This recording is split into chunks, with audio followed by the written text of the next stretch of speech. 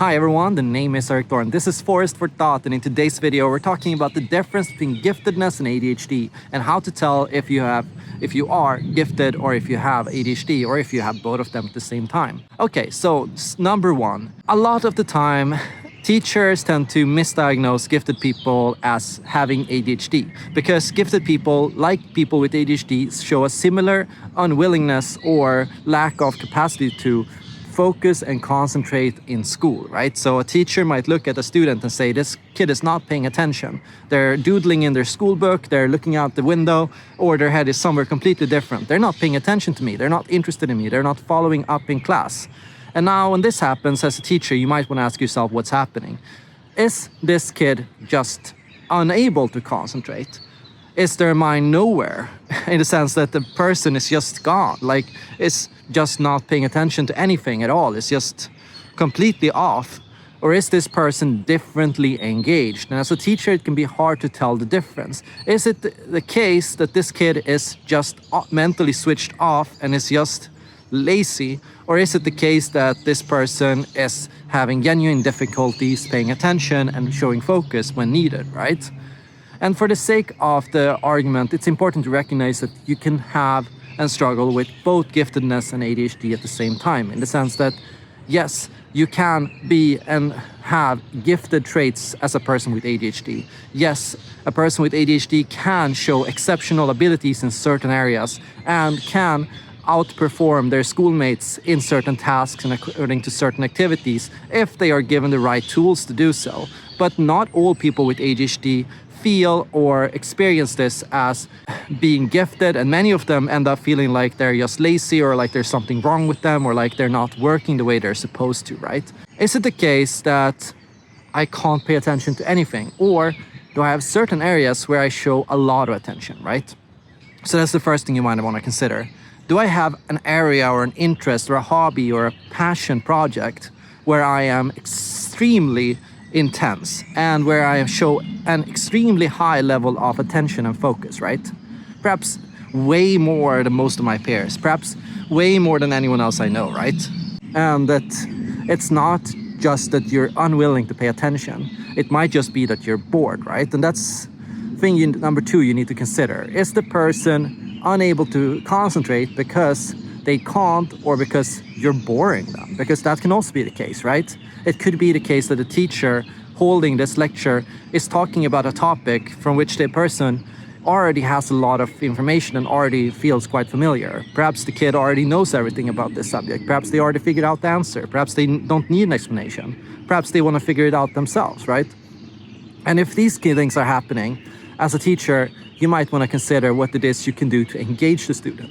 To simply say, oh, they should pretend to pay attention, or they should show focus, or they should listen up in class, that's the lazy way out. As a teacher, you might want to consider what it is that you can do in order to make sure that this student is more interested and pays more attention. And here, what you want to consider, like, what topics is this person interested in, and how, and what way do they like to learn, and in what areas do they seem to be extremely engaged and extremely interested, and how can I interact and how can I connect with them on this level, right? And here's really the crux of the problem, because the question is, what happens if you have a gifted person in school that is never really engaged by anything, right? So imagine that this gifted kid never gets any interesting topics, never gets to do anything fun, never gets appropriate amounts of challenge, never gets the chance to really display their talents, right? Imagine that everything that they do is constantly below their level. The flow equation is pretty basic. If you want to experience flow, you have to first develop exceptional abilities in an area, and secondly, you have to set exceptionally high challenges in that area, right? So if you, one, don't develop a special talent or interest in a certain topic, you're never going to experience flow. But two, if you're not able to motivate and challenge yourself, you're not going to be able to experience and maintain flow, right? Because you're going to get bored. So this is what happens, I think, with a lot of kids in school. A lot of kids in school end up having the experience that they're never challenged, never motivated, never pushed, never given interesting goals, never shown an interesting way to engage in tasks, never allowed to control their own process or how they learn or in what pace they learn, right? And so what ends up happening is many of these kids become put into what we could call a state of autopilot, right? And autopilot might look a lot like stupidity, because when we're in a state of autopilot, what ends up happening is we're just bored. We're so bored that our mind has stopped paying attention. It's decided that nothing is worth their time and effort, because, yeah, why should I pay interest to this topic? There's nothing I'm going to learn from it. It's not going to be fun enough. It's not going to be challenging enough. It's not going to be motivating enough. And it's not going to give me anything for it, right? So I can just half-ass my way through everything in life, because I only need to half-ass my way through things in life to manage it and to make it, right? And that's a normal thing. The brain stops working if it's not challenged. If there's nothing to do, we stop doing things, right? And so similarly, if we look at, for example, the lion on the savannah, right? The truth is, lions spend more time being lazy than they spend doing anything else, right? So when you're an apex predator and you've got nothing challenging to do and you've got nothing worthwhile to spend your time on, you're just gonna sit down on your ass, in a sense, and just do boring, numb things and just chill, right? And now, I'm not against being lazy sometimes and just enjoying or slowing down or just sitting down with things and taking it easy, because the truth is, we don't have to constantly be super challenged and constantly pushed either. There's a similar counter movement where gifted people are pressured to be high performers and high achievers, right? So they're pushed into elite universities to study at a high level, to go into theoretical fields, when in reality, maybe they just like playing soccer, or maybe they just enjoy, hanging out with their friends, or maybe their dream life is to, settle down in a quiet spot and, sell hot dogs, right? And so similarly, when we have these experiences and when a person is pushed beyond their level, equally, they might show a capacity to want to give up, right? So if a gifted person is constantly pressured to be super intelligent and to be a high achiever in every single situation, they might similarly burn out. And after that, they might engage and exhibit what we consider to be lazy or ADHD-like properties. For example, you might hear a praise like, you could have really achieved something in your life if you really applied yourself, right? And you already hear it in the phrasing, right? You should be achieving things in life. You should be working harder. You should be pushing yourself more. And here, the question is why? Why should I do that? And for what reason and for what purpose? And why do you expect that from me? And why can I not decide for myself what it is that I want to do? Because here's the crux of the problem. What we really need to do is we need to teach kids to make their own path in life, right? To allow them to form their own goals, to allow them to set their own standards, to allow them to set their own expectations. As a teacher, we can either overwhelm our kids by giving them too much too soon, or we can underwhelm them by giving them too little and by forcing them to work too slowly at a task. And here I see gifted people that come from both sides of the dilemma. I see gifted people that felt they were never challenged, never stimulated. And then I see gifted people that talk about how much pressure they experienced because they were diagnosed as gifted and because they were sent off to elite classes and forced to compete with the highest level of kids in school, right? And both of these things can teach the kid that, they're not allowed to have their own experiences or to experience things their own way. And now when you think about it from the perspective of just having ADHD, right? It can be that, hey, well, I'm not excessively engaged with anything and I don't have any area where I show high amounts of focus or where I show a higher capacity than average, and I don't feel that there's any specific place in life where I feel like I am capable or where I can do these things, right? And here, there's also a lot of expectations, because here we're kind of...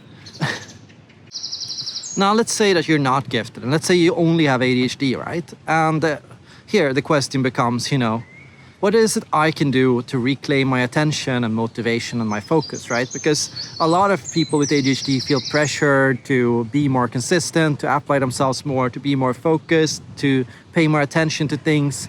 And a lot of the time, the problem with attention is it can't be forced, right? So imagine I tell you to look at my finger. Now, imagine that a lot of the time when a teacher, for example, says, pay attention to me in class, right? Listen to me and what I have to say, right?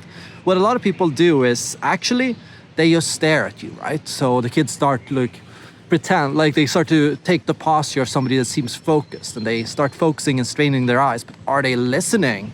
That's the question, right? Because the truth is, a lot of them might not be. A lot of them are just looking at you by paying attention, by opening their eyes, and by like staring at you and nodding and things like that, right?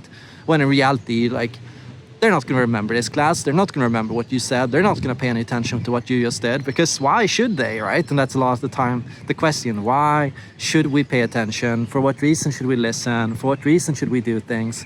And a lot of the time when I look at ADHD and neurodivergence, what I see is people that are neurodivergent actually can pay attention if they're given a good reason, right?